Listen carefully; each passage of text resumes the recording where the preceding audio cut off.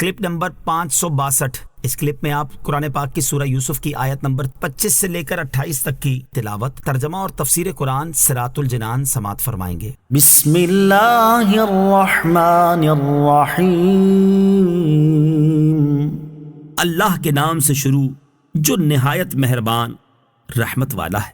واستبق الباب وقدت قميصه من دبر وألف يا سيدها لدى الباب قالت ما جزاء من أراد بأهلك سوءا إلا أن يسجن أو عذاب أليم۔ ترجمہ، اور وہ دونوں دروازے کی طرف دوڑے اور عورت نے ان کی قمیص کو پیچھے سے پھاڑ دیا، اور دونوں نے دروازے کے پاس عورت کے شوہر کو پایا تو عورت کہنے لگی، اس شخص کی کیا سزا ہے جو تمہاری گھر والی کے ساتھ برائی کا ارادہ کرے، یہی کہ اسے قید کر دیا جائے یا دردناک سزا دی جائے۔ واستبق الباب، اور وہ دونوں دروازے کی طرف دوڑے۔ تفسیر صراط الجنان میں ہے، جب زلیخا حضرت یوسف علیہ السلام کے درپے ہوئی اور حضرت یوسف علیہ السلام نے اپنے رب تعالیٰ کی برہان دیکھی تو آپ علیہ السلام دروازے کی طرف بھاگے اور زلیخا ان کے پیچھے انہیں پکڑنے کے لیے بھاگی۔ حضرت یوسف علیہ السلام جس دروازے پر پہنچتے جاتے تھے اس کا تالا کھل کر گرتا چلا جاتا تھا۔ آخرکار زلیخا حضرت یوسف علیہ السلام تک پہنچی اور اس نے آپ علیہ السلام کا کرتا پیچھے سے پکڑ کر آپ کو کھینچا تاکہ آپ نکلنے نہ پائیں، لیکن آپ غالب آئے اور دروازے سے باہر نکل گئے۔ زلیخا کے قمیص کھینچنے کی وجہ سے حضرت یوسف علیہ السلام کی قمیص پیچھے سے پھٹ گئی تھی۔ حضرت یوسف علیہ السلام جیسے ہی باہر نکلے اور آپ علیہ السلام کے پیچھے زلیخا بھی نکلی تو انہوں نے زلیخا کے شوہر یعنی عزیز مصر کو دروازے کے پاس پایا۔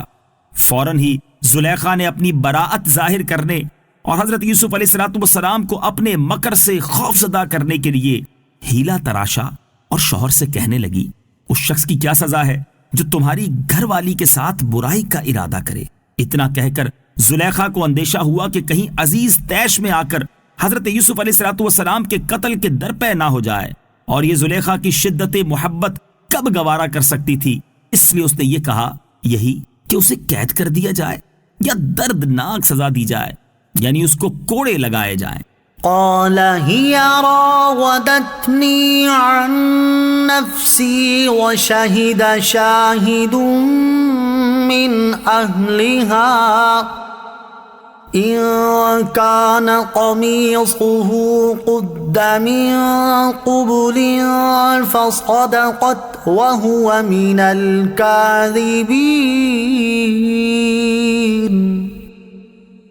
وَإِن كَانَ قَمِيصُهُ قُدَّ مِن دُبُرٍ فَكَذَبَتْ وَهُوَ مِنَ الصَّادِقِينَ فَلَمَّا رَأَى قَمِيصَهُ قُدَّ مِن دُبُرٍ قَالَ إِنَّهُ مِن كَيْدِكُنَّ إِنَّ كَيْدَكُنَّ عَظِيمٌ۔ ترجمہ،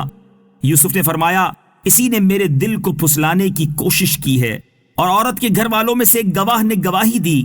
کہ اگر ان کا کرتا آگے سے پھٹا ہوا ہو پھر تو عورت سچی ہے اور یہ سچے نہیں، اور اگر ان کا کرتا پیچھے سے چاک ہوا ہے تو عورت جھوٹی ہے اور یہ سچے ہیں۔ پھر جب عزیز نے اس کا کرتا پیچھے سے پھٹا ہوا دیکھا تو کہا، بے شک یہ تم عورتوں کا مکر ہے، بے شک تمہارا مکر بہت بڑا ہے۔ قال، فرمایا، تفسیر صراط الجنان میں ہے، جب حضرت یوسف علیہ السلام نے دیکھا کہ زلیخا الٹا آپ پر الزام لگاتی ہے اور آپ کے لیے قید و سزا کی صورت پیدا کرتی ہے تو آپ علیہ السلام نے اپنی براعت کا اظہار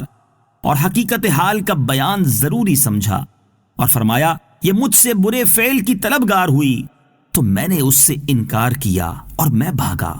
عزیز نے کہا اس بات پر کس طرح یقین کیا جائے؟ حضرت یوسف علیہ السلام نے فرمایا کہ اس گھر میں ایک 4 مہینے کا بچہ جھولے میں ہے جو زلیخا کے ماموں کا لڑکا ہے، اس سے دریافت کرنا چاہیے۔ عزیز نے کہا کہ 4 مہینے کا بچہ کیا جانے اور کیسے بولے؟ حضرت یوسف علیہ السلام نے فرمایا کہ اللہ تعالیٰ اس کو گویائی دینے اور اس سے میری بے گناہی کی شہادت ادا کرا دینے پر قادر ہے۔ عزیز نے اس بچے سے دریافت کیا تو اللہ تعالیٰ کی قدرت سے وہ بچہ بولنے لگا، اور اس نے کہا اگر ان کا کرتا آگے سے پھٹا ہوا ہو پھر تو عورت سچی ہے اور یہ سچے نہیں، اور اگر ان کا کرتا پیچھے سے چاک ہوا ہے تو عورت جھوٹی ہے اور یہ سچے ہیں۔ یعنی اگر حضرت یوسف علیہ السلام آگے بڑھے اور زلیخا نے ان کو ہٹایا تو کرتا آگے سے پھٹا ہوا ہوگا، اور اگر حضرت یوسف علیہ السلام اس سے بھاگ رہے تھے اور زلیخا پیچھے سے پکڑ رہی تھی تو کرتا پیچھے سے پھٹا ہوا ہوگا۔ اس واقعے سے سرکار دو عالم صلی اللہ تعالی علیہ وآلہ وسلم کی شان بھی معلوم ہوئی کہ جب حضرت یوسف علیہ السلام پر تہمت لگی تو ان کی پاکیزگی کی گواہی بچے سے دلوائی گئی۔ اگرچہ یہ بھی عظیم چیز ہے، لیکن جب سید المرسلین صلی اللہ تعالی علیہ وآلہ وسلم کی زوجہ محترمہ حضرت عائشہ صدیقہ رضی اللہ تعالی عنہا پر تہمت لگی تو چونکہ وہ معاملہ نبی پاک علیہ السلام کی عزت کا بھی تھا، اس لیے حضرت عائشہ صدیقہ رضی اللہ تعالی عنہا کی عفت و عصمت اور پاکیزگی کی گواہی اللہ عز و جل نے خود دی۔